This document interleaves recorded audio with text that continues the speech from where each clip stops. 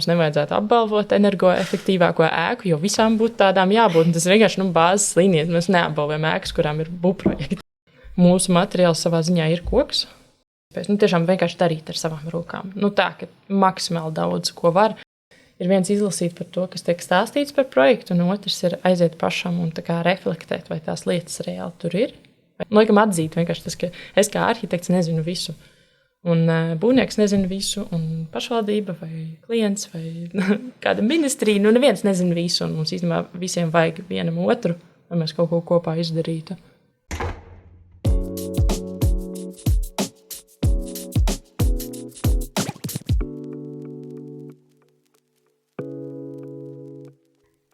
Sveicieni podkāstā Rokturs. Lai zaļā domāšana un ilgtspējība nekļūtu tikai par banāliem saukļiem, kurus pievienojam savu projekta aprakstam, bet lai tas būtu domāšanas un darīšanas veids pieeja projektēšanai un būvēšanai, šodien uz podkāstu Rokturs esam aicinājuši arhitekti Mariju Katrīnu Dambi. Sveika, Marija! Jā, sveika, paldies! Marija ir biroja nomada arhitekte, lektore, apratīgas būvniecības pētniece un spēcīga personība, kurai, kā man šķiet, ļoti rūp tas, ko mēs darām ar šo planētu Zemi. Marija, es tev sākumā gribu pajautāt, blakus Bienālai un visam, kas tagad notiek Venecijā, kas vēl šobrīd tev ir aktuālākie un aizraujošākie projekti vai pētījumi, pie kas strādājat? Tas klāsts ir diezgan plašs, jo mēs uzņēmumā darbojamies no pavisam maziem projektiem līdz tādiem ļoti lielu mērogu, no kuriem pat es varbūt pati nobīstos reizēm, un paralēli ir Vidzemes augstskola, kur mums ir citi pētniecības projekti, un tad tas klāsts ir tiešām plašs. Varbūt man pašai viens no aizraujošākajiem šobrīd ir, ja ņemam tādu klasisku veidu arhitektūru, tad ir bērndārza projektēšana Igaunijai, kas ir apratīgs bērndārs, bet ražotās konstrukcijās, un tā pieeja projektēšanas procesā ir ļoti atšķirīga. Un paralēli ir šī pētniecība gan uzņēmumā, gan augstskolā, un tur ir varbūt divas tēmas, ko izcelt. Ir pašā uzņēmumā mums ir Interreg projekts par ķimikāliem būvmateriālos, un tas ir Baltijas jūras reģiona, līdz ar to ir pieredze no faktiski visām valstīm, kas ir ap Baltijas jūru, un tīpaši arī pašvaldībām, un tur tas tvērums un testi un rezultāti no tā, kā tad ir tā vide, kur mēs esam uzbūvējuši un kāda viņi ir pret cilvēku veselību, ir diezgan biedējoši un izaicinoši, bet arī mums kā tāds tiešām mācību process kā arhitektiem. Un otrs ir Vidzemes augstskolā, mums ir projekts Tireks. Izklausās pēc dinozaura. Projekta logo arī ir dinozaurs. Tieši tā. Saīsinājums ne ļoti, ļoti gara teksta, bet faktiski tas ir par kokmateriāla otrreizēju izmantošanu būvniecībai un reāli konstrukciju materiālu otrreizēju izmantošanu konstrukcijās un kā to uz vietas pārbaudīt. Un tā mana daļa ir tieši pētīt tā materiāla pieejamību visā mūsu reģionā un saprast, cik daudz mēs kaut ko reāli varētu izdarīt. Un pēc tam tas kļūst par saturu, ko mēs nododam priekš likumdošanas Eiropas līmenī.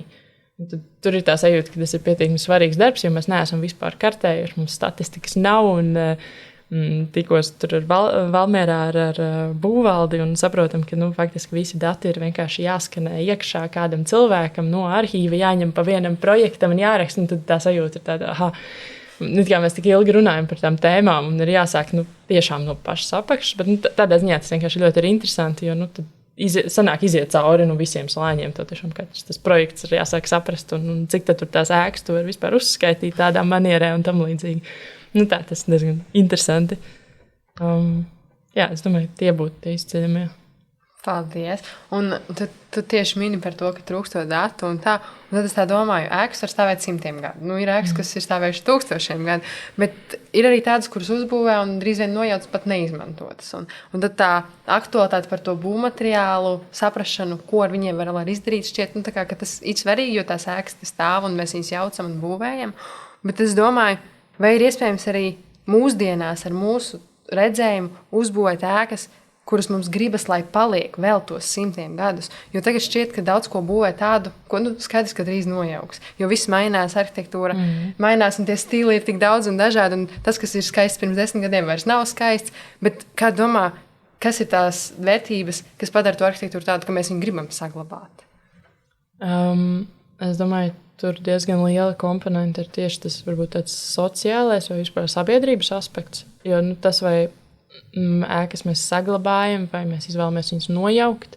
Mums pašiem Latvijā ir pieredze attiecībā no kaut kāda sabiedrības spiediena, vai process notiek ātrāk, vai atkal tieši nobremzējās. Un lielā mērā tā sajūta par kaut kādām ēkām, kuras ir daļa no mūsu ikdienas, vai mēs viņus saskatām viņās vērtību, vai nē. Un to, teiksim, projektējot kaut ko pavisam no nulles un jaunu, un mēs nevienmēr varam paredzēt, bet tāpēc ir tie, kā mēs sakam, ilgtspēja, tas nav tikai par... Es bieži vien Latvijā sarunās laboju, tā nav energoefektivitāte. Energoefektivitāte vispār ir kaut kas, ko šobrīd mēs varētu... Tas ir vienkārši kaut kas, kam ir jābūt katrā projektā. Mums nevajadzētu apbalvot energoefektīvāko ēku, jo visām būtu tādām jābūt. Un tas ir vienkārši bāzes līnija. Mēs neapbalvojam ēkas, kurām ir būvprojekti. Tieši tāpat mums nevajadzētu apbalvot ēku par kaut kādu rādītāju energoefektivitātes certifikātā. Viņām visām būtu jābūt atbilstoši tam, kas tiek prasīts, vai labākām un atbilstoši lietojumam. Un, protams, ja kultūra vēsturiskā vērtība, tad tur ir pilnīgi cita pieeja un tam līdzīgi. Bet tā ilgtspēja tā sastāv no šīs ietekmes uz vidi. Un tur ir gan pati daba kā tāda, tur ir procesi, ko mēs darām, uzsākot būvniecību, kā mēs vispār ietekmējam fiziski to vietu, kur mēs būvējam, bet tur ir plašāk tas, ko mēs darām ar resursiem, kas ir ar CO2 piesārņojumu, ar dažādu citu veidu piesārņojumu, viss, kas skar to vidi. Un tad mums ir ekonomiskais aspekts, jo tam visam ir jābūt pieejamam cilvēkam, un es nerunāju par lētāko cenu. Tas ir ekonomiskais aspekts ēkas pilnā dzīves ciklā. Mums ir jāskatās tālāk par to kaut kādu uzreiz pirmo vērtību, bet to pilno un tajā iekšā iet arī tās vidas izmaksas tomēr, kas ir jārēķina. Un tad ir ļoti liela komponente ir sociālais aspekts, un tas ir par to, lai cilvēkiem būtu reāli laba dzīve tajā vidē. Un tad tur nāk iekšā viens ir jaunais Eiropas Bauhaus, tiek runāts katrā sarunā, man šķiet jau tagad.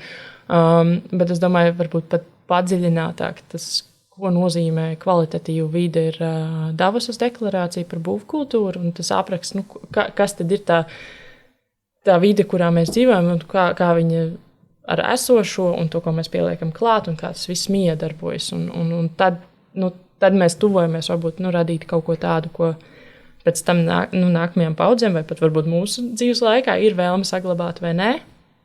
Ja tos aspektus absolūti noliek malā, tad lielākoties jau tomēr nebūs vēlēšanās saglabāt. Bet tāpat laikā mēs bieži vien ar kolēģi kopā paceļam to dilemmu, vai mēs runājam par mūžīgām ēkām, kuras īstenībā mēs nemākam projektēt. Mēs nezinām, kā nākamais cilvēks uz to reaģēs. Vai mēs runājam par mūžīgiem materiāliem, un tad tur tā aprits ekonomika, un tas nav uzreiz dzelzbetona konstrukcijas un tam līdzīgi, bet tā pieeja, ka tu vērtē katru to lietu, ko tu ieliec tajā ēkā, un padomā par to, ka nākamais varbūt viņu redzēs citādāk, un viņu varētu pārkonfigurēt vai vispār kaut ko mainīt. Un tad tā pieeja vienkārši ļauj fleksiblāk pieiet pie tiem resursiem, ko tas izdarīs, un tās ietekmes uz vidi un pārējo, un ļaut arī saprast, ka tas lietotājs vai iedzīvotājs vai vēl var piedalīties tās vidas veidošanā, viņu mainīt un pielāgot tām vajadzībām. Uz šo, ko tu tikko pastāstīji, skatos kā uz tādu būvniecības Lego komplektu, kad ir tas klucīši, kurus mēs varam pārlikt atkal jaunā salikumā, atkarībā no tā, kas ir aktuāls. Un tad es domāju, kas tad ir tie materiāli, kas ir labākie priekš būvniecības Lego? Droši vien katrā klimatā un katrā reģionā atkarībā no materiāla pieejamības tie ir nedaudz citi materiāli, bet, protams, tajā visā vienādojumā par šo mums ir jāieliek tas vidas aspekts iekšā, un tad, ja mēs runājam par Latviju, tad tas mūsu materiāls savā ziņā ir koks. Tas ir ļoti, ļoti liela daļa no tā. Protams, ir situācijas, kurās mēs izmantosim kaut ko citu, bet, ja runā par tādām nesošām konstrukcijām, tad, tā koku būvniecība ir tas pieejamais veids, un īstenībā tas, ko mēs esam vēsturiski zinājuši, kā ar to strādāt, un šobrīd varbūt esam nedaudz nobijušies, bet tādā likumdošanas ietvarā var redzēt vēlmi gan no dažādām ministrijām, gan nozares asociācijām to tēmu aktualizēt. Drusku ātrāk varbūt tam būtu jānotiek, bet tā koku būvniecības sakārtošana notiek. Un tad, tam kokam paralēli ir tie ieguvumi, kas ir par šo oglekļa uzkrāšanu un vēl. Un viņš tādā, man patīk saukt par to fail-proof materiālu.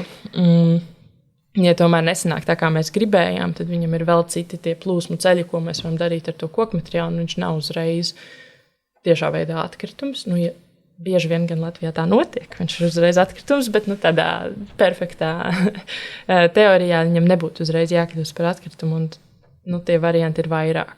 Bet, protams, jā, mums ir arī citi materiāli, bet tur mēs ļoti ātri atduramies. Ja tas nav augošs materiāls, mēs atduramies par to jautājumu, cik tad mums viņš ir pieejams, kurā mirklī mēs atkal būsim savus resursus pārpatērējuši. Latvijai tas pārpatēriņa mirklis ir marts 12. Ja nemaldos, 23. vai 24. Neatceros, tad 23. Pabeigtais gads. Tātad mēs gada pirmajos 3 mēnešos iztērējam visus savus resursus, kas mums ir, un sākam dzīvot uz citu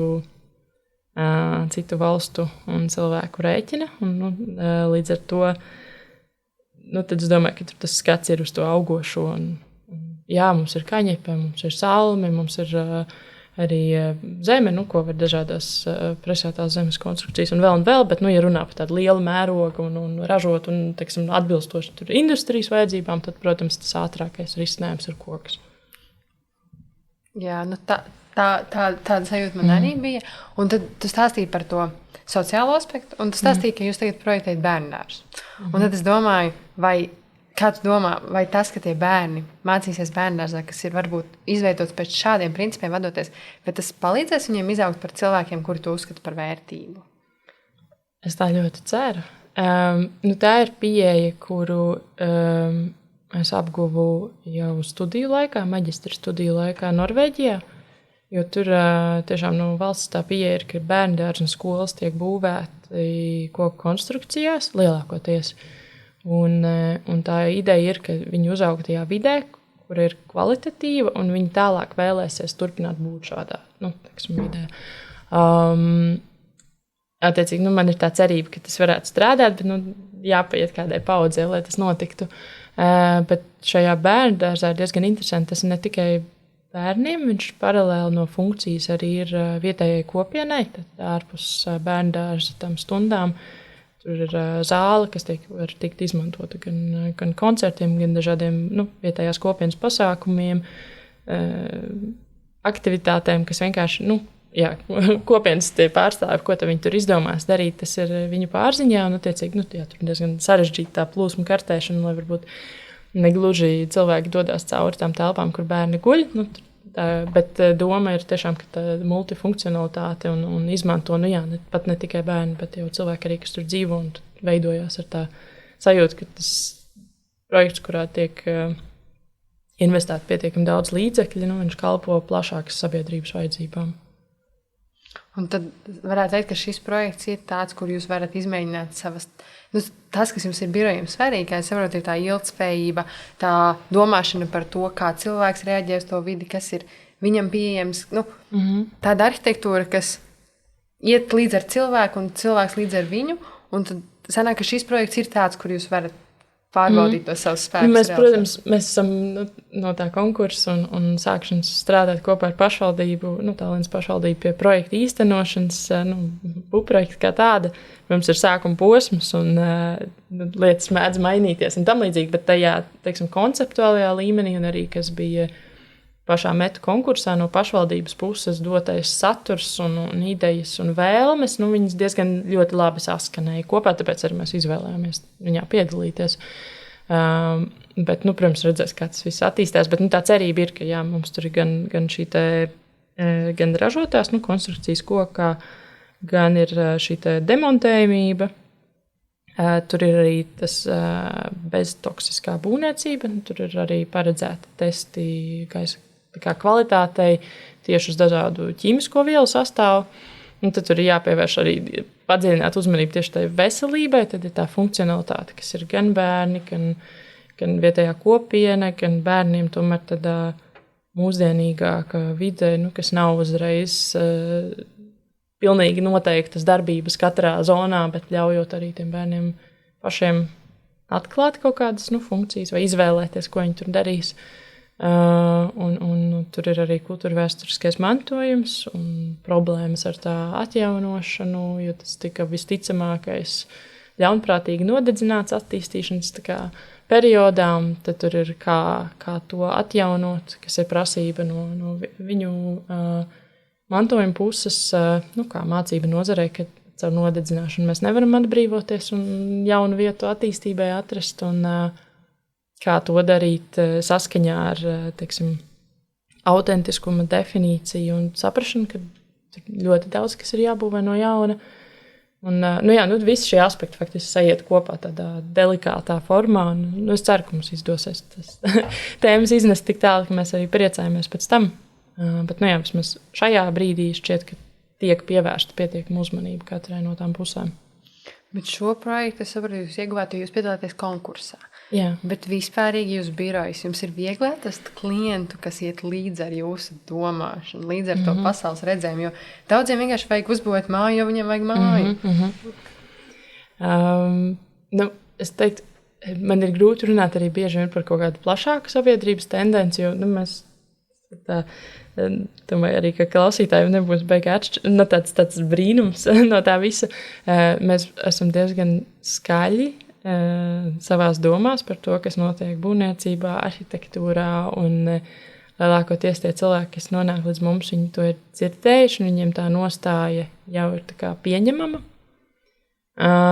Reizēm pastāv, protams, parādās arī kādi, kas aicina uz sadarbību, kas nav par mums tik konkrēti padziļināt, varbūt uzzinājuši, bet tad mēs mēģinām sākuma posmā, pirms mēs vispār piekrītam, tiešām padziļināt, iziet cauri tai vērtību skalai, arī tam savām kaut kādām sarkanajām līnijām, ko mēs daram vai nedaram, kādus materiālus mēs izmantojam vai vispār neizmantojam, kas neparādīsies projektā, un saglabājam pat savu tādu tā kā iespēju atkāpties no līguma, ja parādās kaut kāds spiediens tajā visā.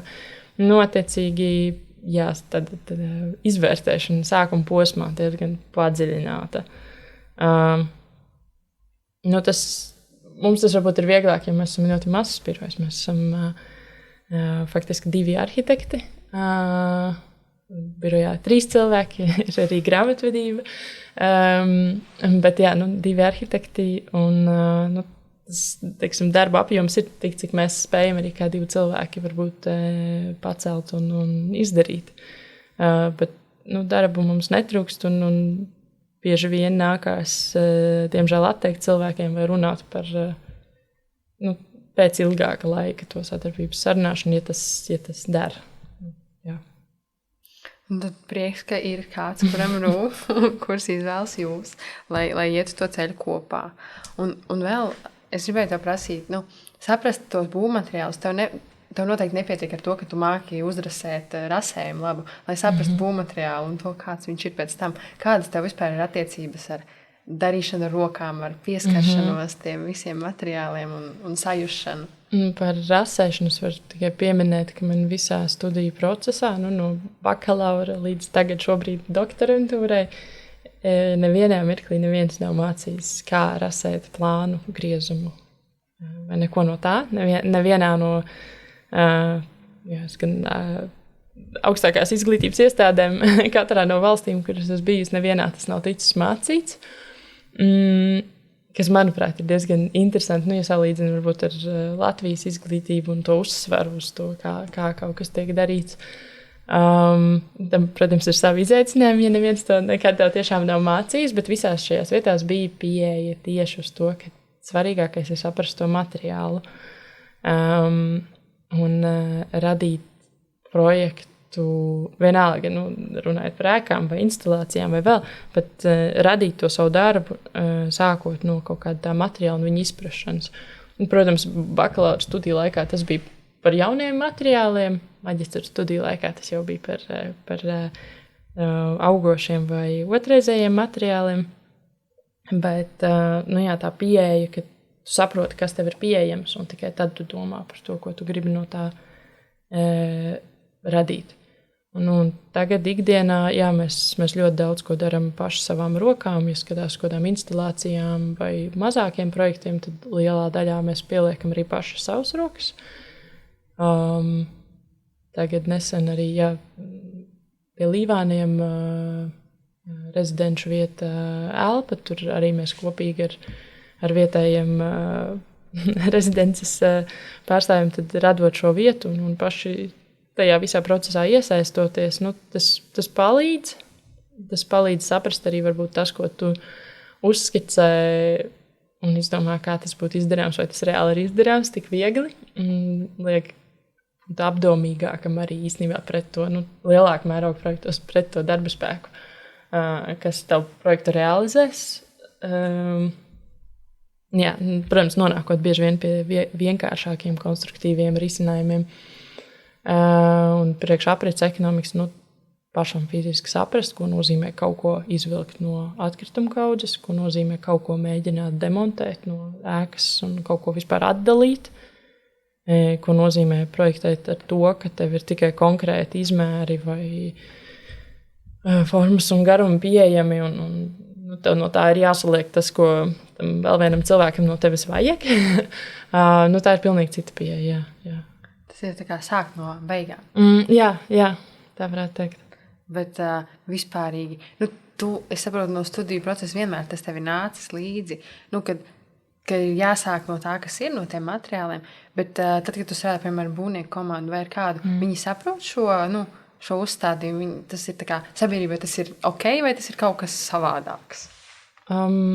Līdz šim mēs esam arī ļoti cieši iesaistījušies tajā būvniecības procesa, visā ķēdē, teiksim tā. Tas varbūt arī ir iemesls, kāpēc mums ir gan sadarbības ar pašvaldībām, varbūt to pasūtītāju pusi un kaut kādu to likumdošanas ietveru veidošanu, gan arī, es pati pasniedzu Vidzemes augstskolas būvniekiem, nevis arhitektiem, es pasniedzu būvniekiem, līdz ar to tā miedarbība ir ļoti, ļoti cieša, bet arī, reāli mūsu projektos pirms, protams, iepirkuma procedūrā tā ietekmēšana, kurš kaut ko būvē, ir mazāka, bet tur, kur ir iespēja izvēlēties, kas ir privātajā sektorā vairāk, tur tā būvnieka izvēle notiek arī diezgan tikpat rūpīgi faktiski, cik notiek tā saruna ar to vispār klientu par kaut ko darāmu. Tur, kur ir iepirkuma procedūra, tad tā mūsu klātbūtne ražošanas vai sagatavošanās procesā, un tad montāžas, es runāju par montāžu, ja mēs tomēr uz lielākām ēkām tiešām koku ēku ražošana.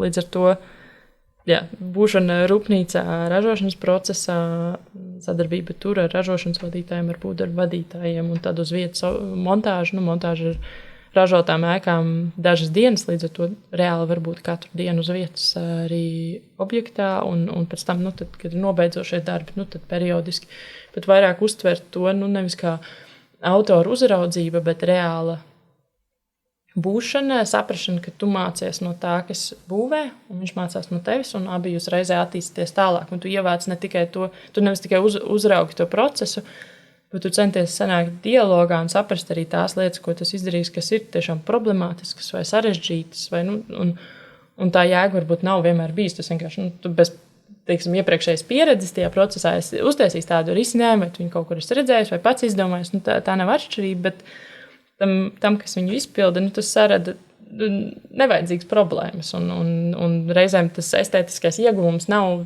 tik pārāks par to, kāds būtu bijis ar citu risinājumu, bet tāpat laikā atkal tam, kurš dienā to dara, reizēm rodās arī ļoti kāda vērtīga ideja, kā to varētu sasniegt ar citu metodi, un tad tu no tā iemācies, un tad nākamreiz jau tu viņu lieto ērtākā veidā.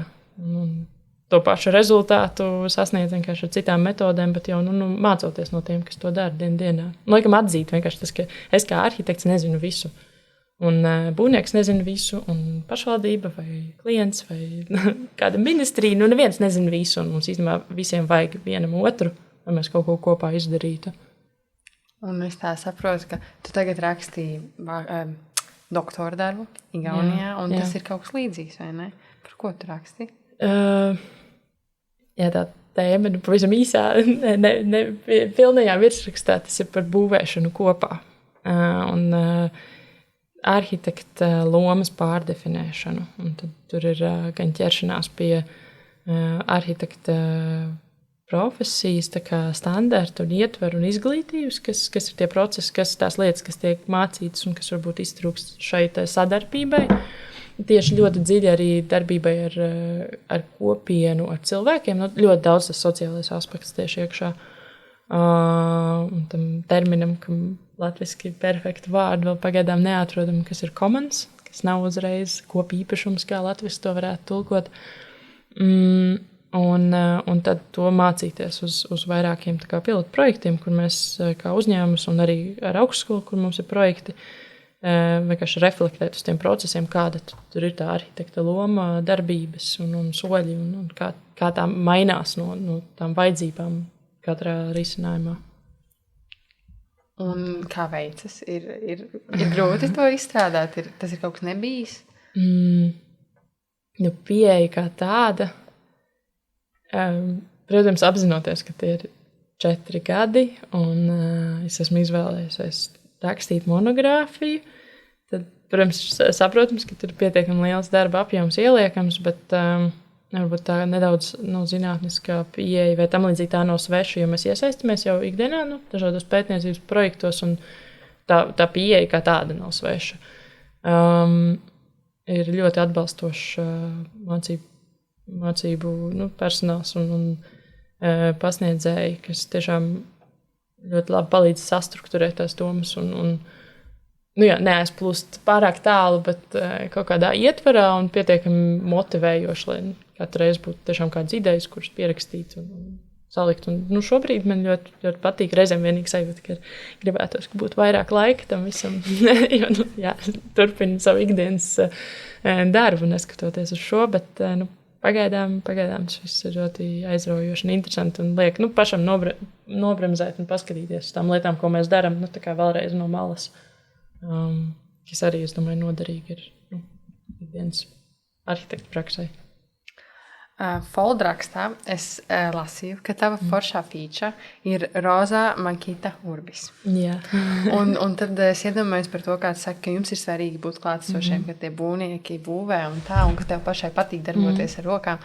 Es domāju, vai nav nekad tas neizsauc izbrīnu, ka tu sieviete arhitekte, kas varbūt, savā ziņā tā profesija ir tāda, varētu šķist birojā sēdētājs un, mazliet uzvalciņā un tā, vai tas nešķiet kādreiz savādi, vai nerada tādu pretenziju, ko tu te dari, kāpēc tu esi mūsu būvlaukumā?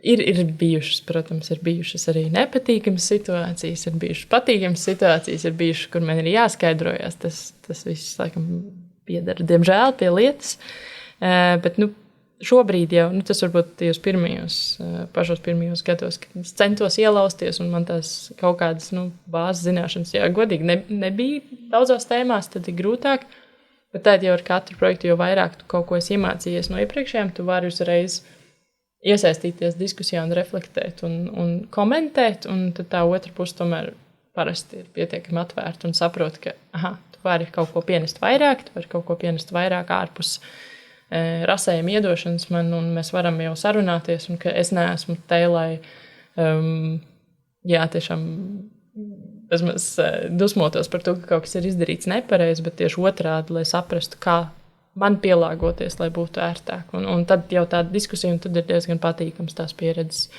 Mums ir arī patika ar vienu no būvniekiem sadarbību, kur man uzreiz uzrunājot uz nākamo projektu, prasīja, tad tu būsi uz vietas katru dienu.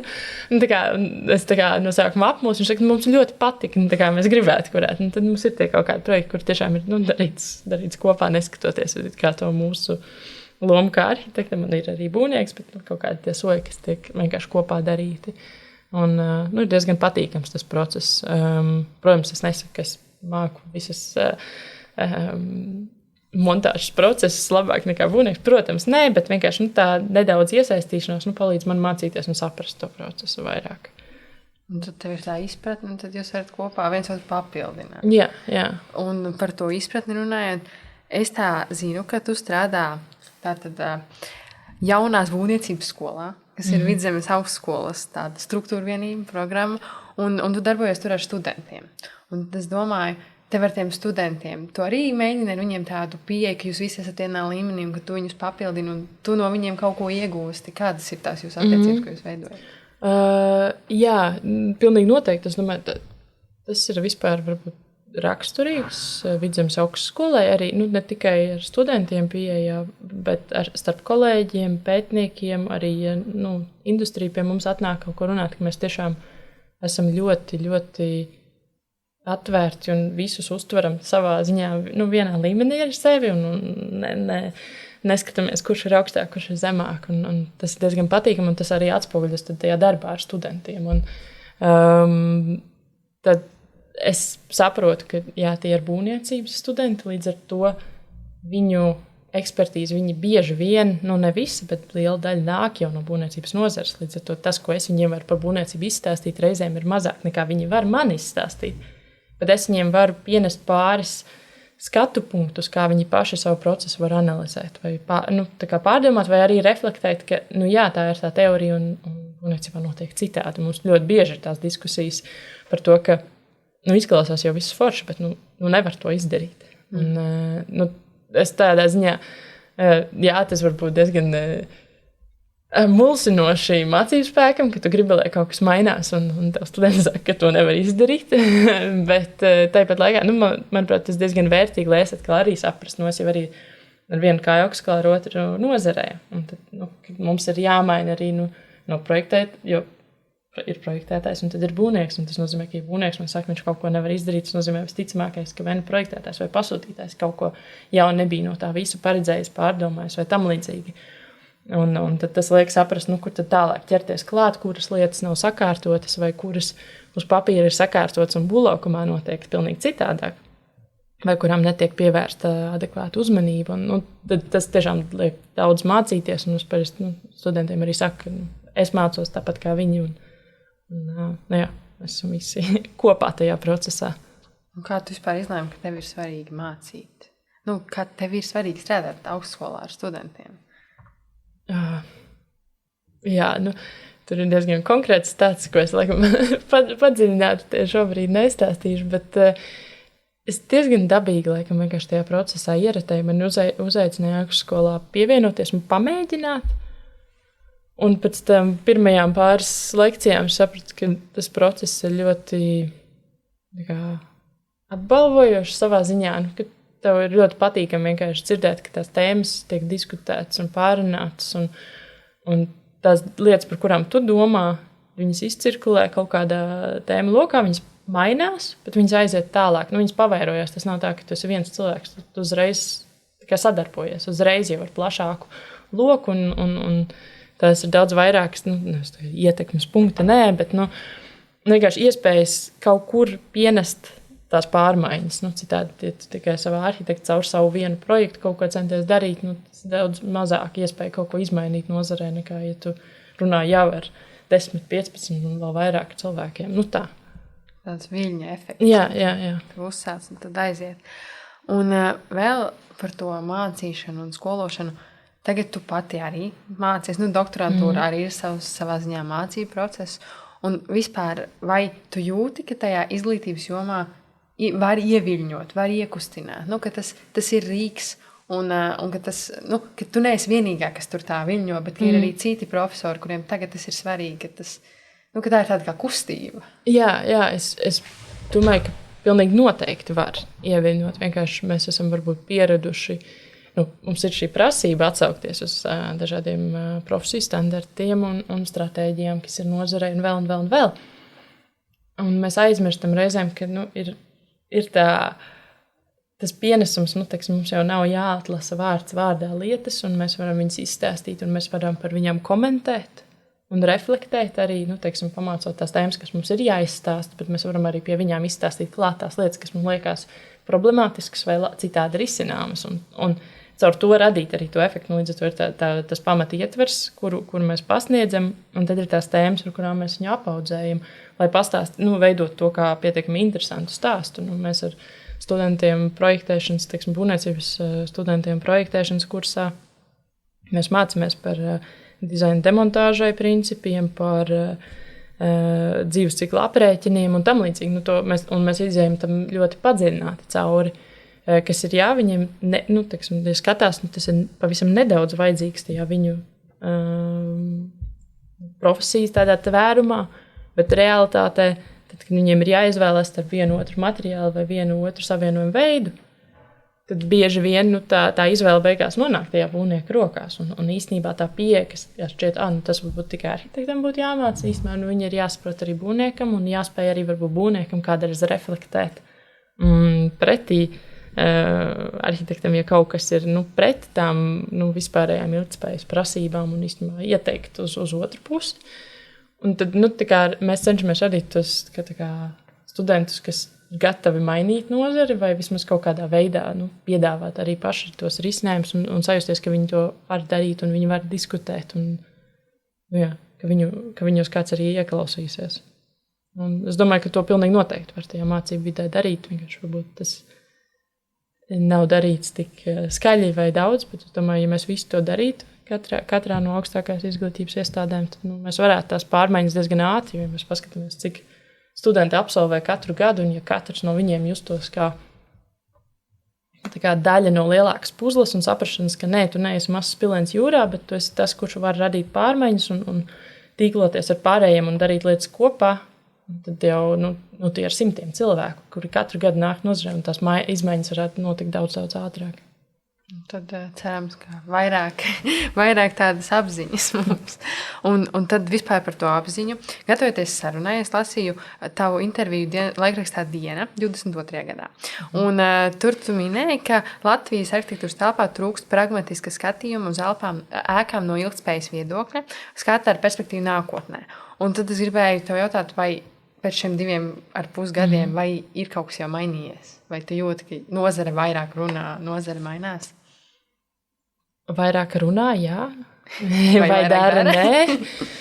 Man ir patīkami, ka pamazām mums ir izveidojies ap mums kaut kāds tas, nevis ap mums, bet starp mums un vēl arhitektiem, kuriem ir līdzīgas domas, un tad mēs savā starpā kaut ko apspriežam vai komunicējam, un tu jau jūti, ka tev ir tā sava kopiena, kurai tu piederi, kas domā līdzīgi, un tas ir ļoti patīkami. Tādā ziņā, kas mums bija uzsākot, bija tiešām, kamēr tas satausties, kuram vispār tās tēmas varētu interesēt un tam līdzīgi, bet izmaiņas pašā būvniecībā un realizētajās ēkās, es domāju, ir diezgan maz. Mēs bieži vien tās labās iniciatīvas daudzās, nesen realizētās ēkās, viņas tomēr pārnesās uz to zaļmaldināšanas vai tikai vārdos, un realitātē ir ļoti maz, kas arī ir, es bieži mēģinu to ilgtspējīgs, tad un tad to vārdu aizmest un izmantot jau konkrētus kaut kādus citus, tur to aprits ekonomikas, bet tagad tas arī tiek izmantots jau pēdējā laikā tik daudz, ka jau ir jāsāk meklēt, tad vēl kaut ko specifiskāku teikt, ko tu ar to domā, lai runātu par to tēmu konkrētāk un nevis tikai energoefektīvā ēka vai kaut kādi citi aspekti, kas nenodrošina, ka tās ēkas reāli ir ilgtspējīgas. Tur vēl ir ļoti daudz darba, bet tas nav tikai Latvijā, tas ir visur. nav tāda perfektā valsts vai vieta, kur visu darītu pareizi.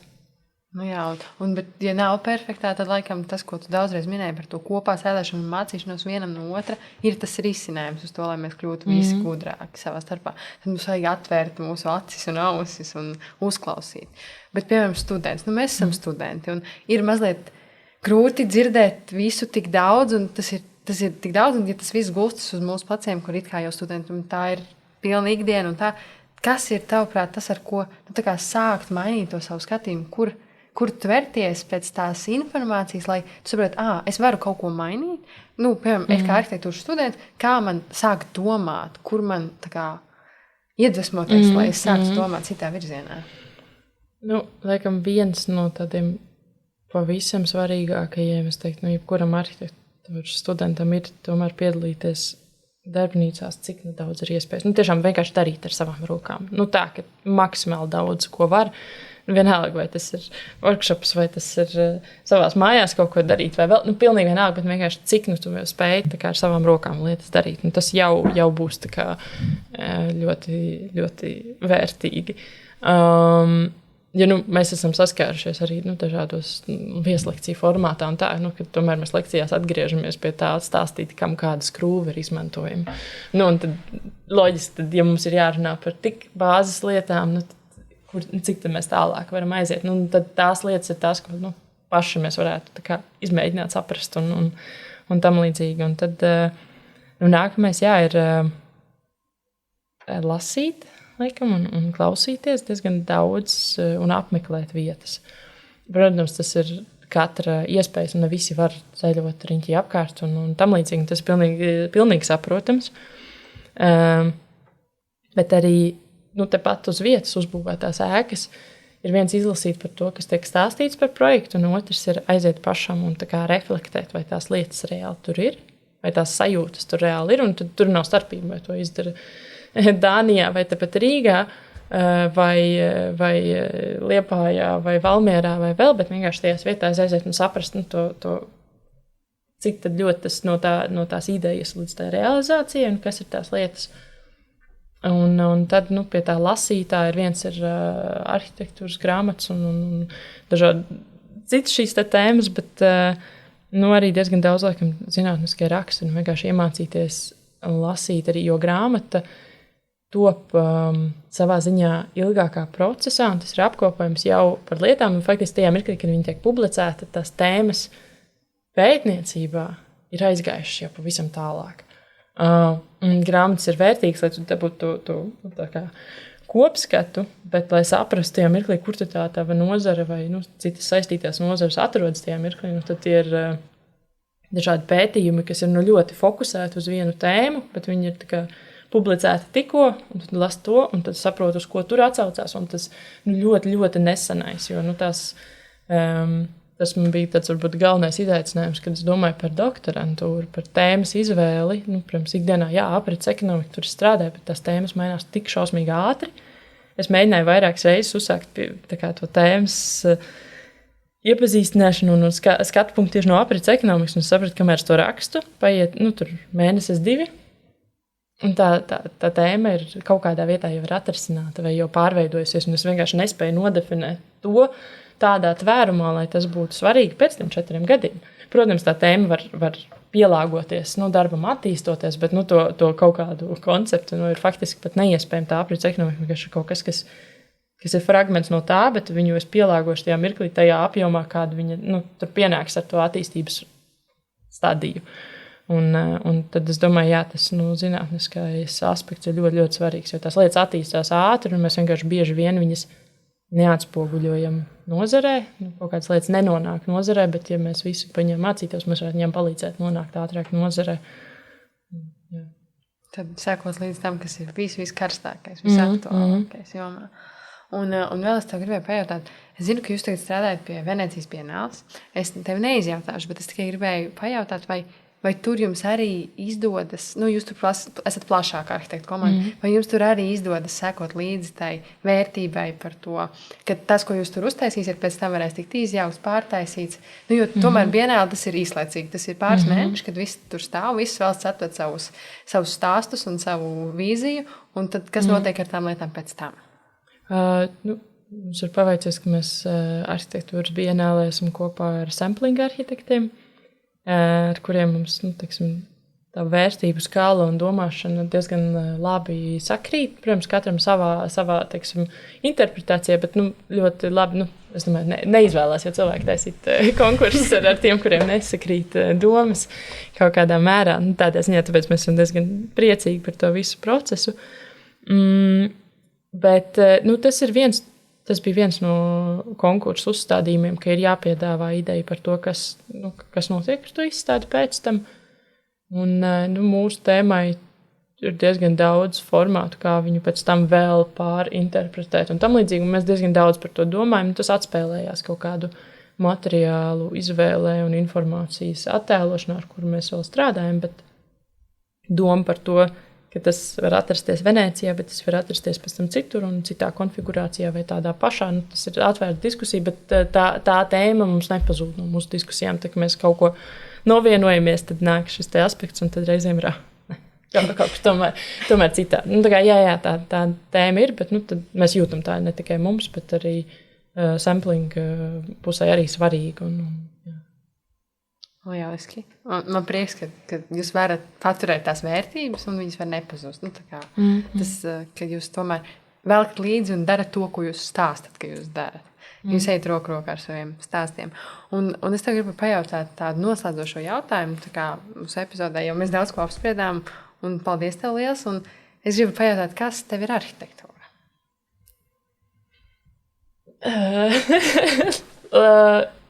Es pat nezinu. Tad, kad es sāku studēt Austrijā, mums deva lasīt, man šķiet pat pirmajā gadā, ļoti kaut kur sākumā, Hans Holleina tekstu, un viņš vāciski pat notvist tulkojās, viss ir arhitektūra. Un es atceros, man šausmīgi nepatika. Es biju ļoti dusmīga vispār. Tajā konkrētajā kursā es visu, ko darīju, vienkārši strīdējos ar to pasniedzēju.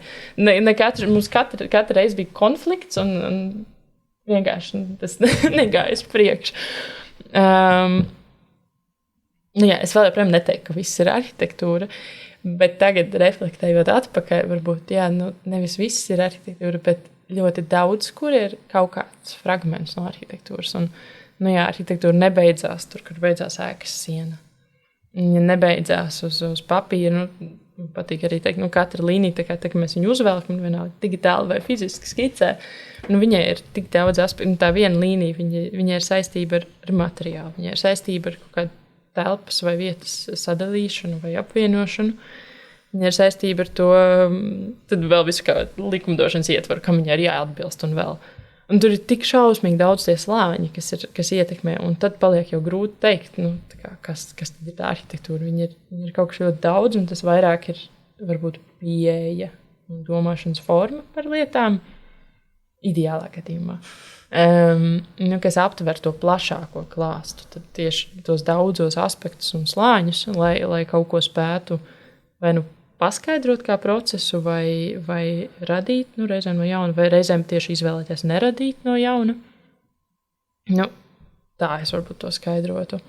Bija piemērs, es tagad neatcerēšos, man liekas, tas bija Architecture 00, vai kā to biroju sauca. Viņiem bija piemērs par projektu skolai, kurai vajadzēja paplašināt telpas, un viņiem tika dots šis darbs, kā tad veidot to piebūvi. Un visu, ko viņi izdarīja, viņi paskatījās un pārplānoja stundu grafiku. Un visiem pietika vieta. Un, protams, var teikt, tad nenotika būvniecība. Bet no visiem ekonomikas, no vides, no visiem aspektiem, tas bija labākais, ko viņi var izdarīt. Un tas bija arhitektu birojas. Viņi vienkārši ar tādu pragmatisku, sistemātisku pieeju paskatījās uz telpu lietojumu un grafiku un pārkonfigurēja, un visiem pietika vieta pēkšņi, un nebija problēma. Tā, un man liekas, tas tāds labs piemērs, ka reizēm tā arī nebūvēšana, bet vienkārši pieeja, kā arhitektam kaut kādam procesam var palīdzēt. Un tas uzreiz nenozīmē, ka man ir jāķerās pie materiāliem, pie visu pārējā. Jā. Paldies par tavu skatījumu, ļoti atšķirīgs, bet es tev noteikti piekrītu par to, ka tas nav tikai tas, par ko mēs uzbūvējam un saliekam kopā ķēģēs un kas tur galā sanāk. Paldies! Šodien ar mums epizodē bija arhitekta Marija. Man šķiet, ka tu ļoti labi izklāstīji par to, cik svarīgi ir domāt līdzi tam, ko mēs darām. Un ne tikai būt rasējumā, bet būt arī būvlaukumā un būt klātesošam katram materiālam, kas tiek ielikts.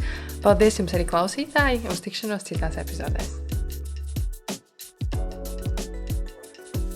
Jūs klausījāties podkāstu Rokturis. Vairāk par jaunajām epizodēm meklējiet podkāsta Instagramā podcasts.rokturis.